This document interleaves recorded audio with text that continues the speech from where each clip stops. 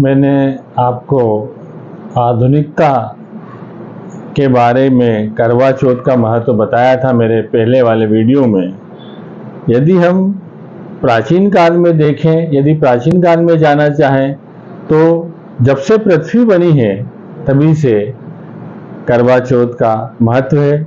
महाभारत में भी इसका महत्व बताया गया है और रामायण में भी इसका महत्व बहुत ज़्यादा बनाया गया है।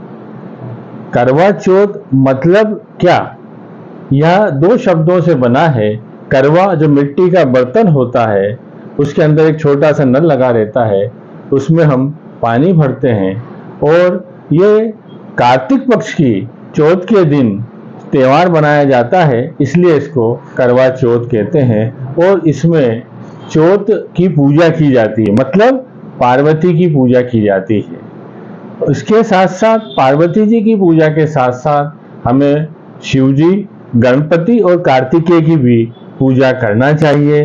और इस पूजा करने का जो विधान है, जैसे अभी का जो समय है वो 5:26 से लेके 6:23 तक है, और जो आज चंद्रमा उगेगा वो 8:25 पर उगेगा।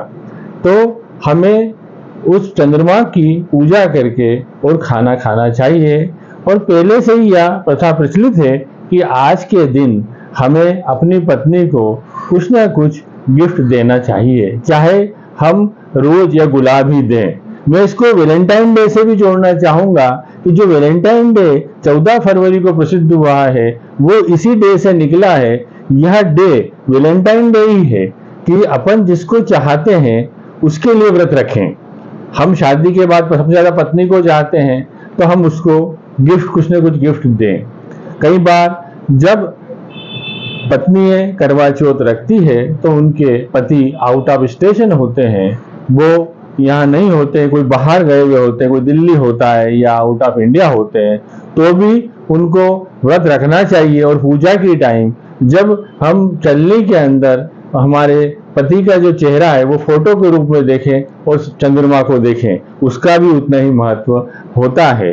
यह प्रथा पंजाब से निकली है। पंजाब के लोग थाली का आदान प्रदान करते हैं, मतलब सासुएं करवे के रूप में और बहुत सी 16 तरह के श्रृंगार की चीजें अपनी बहू को देती है।